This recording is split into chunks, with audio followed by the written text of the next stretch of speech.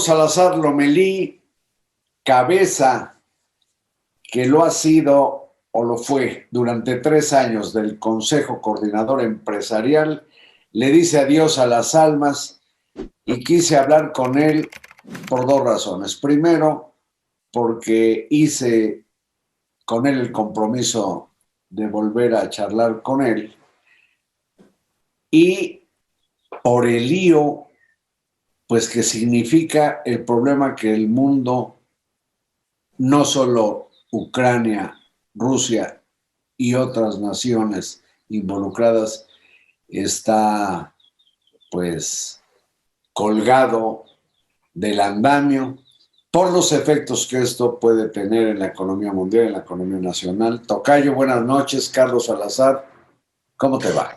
Tocayazo, una vez más, un placer estar contigo. Carlos, el asunto es que se habla de que el conflicto allá en Ucrania puede repercutir económicamente en México, tanto en lo que tiene que ver con la importación de alimentos como sus efectos en los precios de combustibles, gas, petróleo.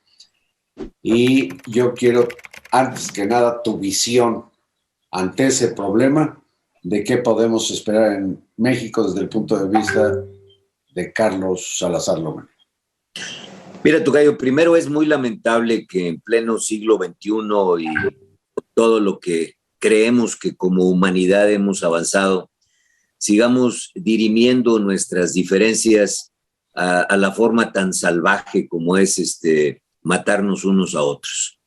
Me parece que es lamentable ver este tipo de acontecimientos en un mundo occidental, en un mundo que al final representa la cultura que supuestamente hemos ido adquiriendo a base del tiempo y a base de experiencias.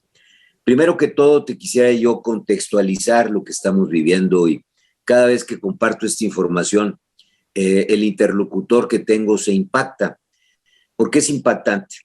Primero vamos a poner en contexto el tamaño de la economía rusa. Todo el mundo hemos crecido creyendo que Rusia es un gigante, y lo hemos comparado con el tamaño de su interlocutor de disputas tradicional, que es los Estados Unidos. Bueno, para que veas, Rusia es una economía un poco mayor, 1.1 veces más grande que la economía mexicana. Estás hablando de un país, sí, muy grande en extensión, grande en población, pero que inclusive en población, en per cápita, tiene índices de bienestar menores a los que alcanza nuestro querido México. Es un país relativamente chico en tamaño económico, Alemania lo supera, Francia, Inglaterra son países mucho más grandes económicamente hablando que el tamaño que hoy tiene Rusia, y ahí muchas veces menor que los Estados Unidos. Estoy hablando de quizás 14 veces más pequeño que Estados Unidos. Entonces, esto de arranque, porque es importante contextualizar lo que estamos hablando. También una cosa que yo rescato de este conflicto es la falta de liderazgos mundiales que tenemos. Hoy creo que se extraña a Angela Merkel. Yo creo que Angela Merkel en este momento hubiera tenido un peso específico mucho mayor en lo que es Europa, en el vecino. Al final, Ucrania es vecino de Alemania y de Polonia y de Rumanía. Hoy tendría un vecino que pues yo creo que le golpearía la mesa en un sentido muy cercano. Y también un vecino que hubiera sabido mover los hilos de la diplomacia como para que este problema no llegase a donde llega. Número 3, y esto es muy lamentable porque refleja que los Macron de este mundo, que los ahora Olaf de Alemania, que el Boris de Inglaterra, pues no están a la altura de estas circunstancias tan complejas como las que vive nuestro mundo. Ni Biden en Estados Unidos. Ni el mismo Biden, que tiene una enorme división interna en su propio país. Y el tercer tema que te quiero tocar cuando te respondo a esto es que es claro que el señor Putin midió muy bien lo que está pasando en el mundo. Midió las dos cosas anteriores a las que me he referido, Y él sabe de antemano que las consecuencias de su decisión son muy difíciles de tragar para las economías que le pueden poner un alto. Ningún país, ni de Europa, ni siquiera Estados Unidos, que está tan lejano a Ucrania, están dispuestos, ni estarían dispuestos en los próximos meses a involucrarse en un conflicto bélico que lleve como consecuencia la pérdida de vidas humanas. Yo creo que el conflicto se va a tratar de manejar como se manejó ya desde el primer día. Te voy a restringir económicamente. Sabemos también las consecuencias de esto. Las consecuencias de esas restricciones o bloqueos económicos empobrecen al país que recibe esos bloqueos, pero no solucionan el problema, tocayo. Ahí tienes a Cuba con casi 60 años de bloqueos, en donde se ha empobrecido Cuba, pero no ha solucionado absolutamente nada de las diferencias que originaron este bloqueo. Hoy quizás esto le vaya a afectar internamente a Rusia, pero no va a traer una solución a la problemática que hoy estamos viviendo en este conflicto.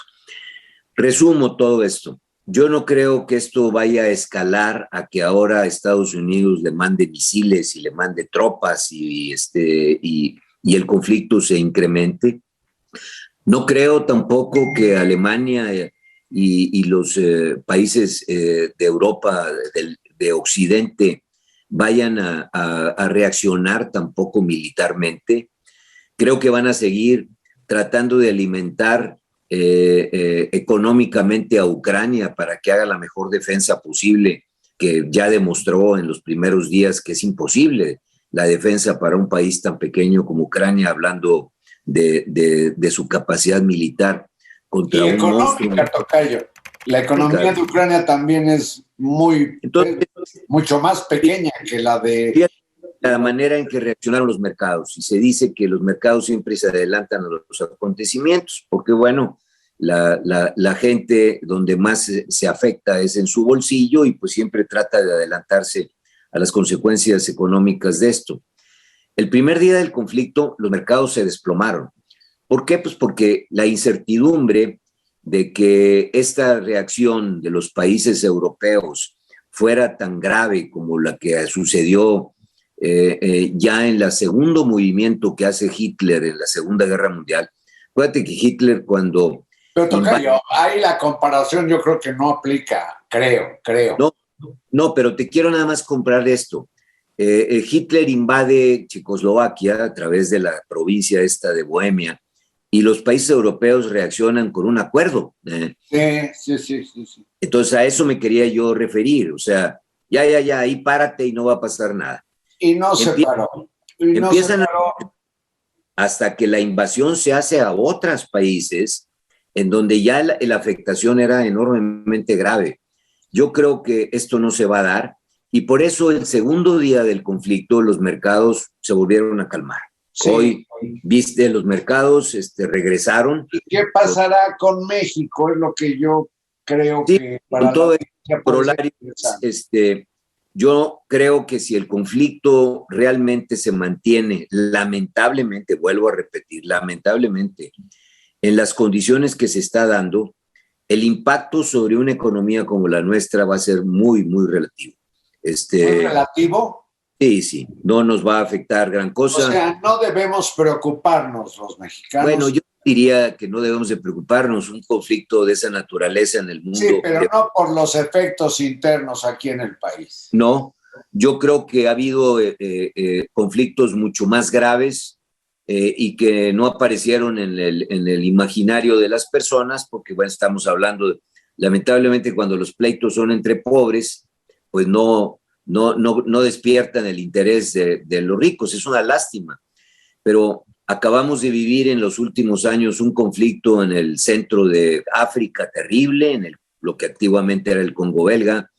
Acabamos de ver los muertos que trajo la división de Sudán, entre Sudán del Sur y Sudán, y también pues parece ser que la gente... Casi nadie le importó, sí. El pleito constante que ha habido en Nigeria entre las provincias separatistas y las provincias centrales, entre la parte católica de Nigeria contra la parte musulmana. Y bueno, parecería que no nos damos cuenta de que esto cobra vidas humanas de una forma impresionante. La embestida del dictador Daniel Ortega en Nicaragua contra sus opositores,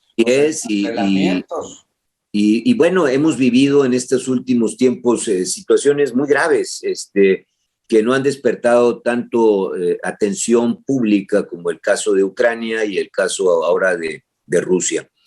Y todo inicia con este comentario que te hago. La gente pensamos en nuestro imaginario en un Rusia mucho más grande de lo que realmente es. De lo que realmente es, pero no deja de ser muy importante, muy, claro, muy preocupante. Claro, ahora el señor Biden en Estados Unidos está más afectado por la división interna que tiene la política norteamericana. Tú sabes que la semana pasada el expresidente Trump visitó aquí cerquita de Houston, un lugar que se llama Conroe, hizo un gran meeting, pero fíjate sus comentarios. ¿Qué vamos a hacer de preocuparnos con Ucrania cuando nuestra preocupación debe ser México, debe ser la frontera sur? Precisamente y eso piensa la mitad de los norteamericanos, mi querido Tocayo. Sí. Y la mitad de los norteamericanos o de los estadounidenses no quieren que a los niños en las escuelas se les imparta educación, por ejemplo, con la teoría de la evolución darwiniana. Es decir, es una sociedad más bien culturalmente muy, muy atrasada. Sí, bueno, el rechazo a las vacunas, el comportamiento de una sociedad que es enormemente cerrada. Sí. Yo no quisiera calificarla de inculta, pero sí cerrada, dejémoslo así, pero Tocayo, lo importante es que desde tu perspectiva en México no habrá efectos mayores, digamos. Mayores no. En este tema, pero pues el emplazamiento a platicar, Tocayo, es para hacer una disección de tu gestión de 3 años en el Consejo Coordinador Empresarial. Entonces yo te pido que hagamos un segundo programa para ver qué medallas puedes presumir o si vas a quedar con la cola entre las piernas, Tocayo. ¿Aguantas acá? Seguimos. Gracias, Carlos Salazar Lomelí. Muchas gracias. Gracias a ustedes y buenas noches.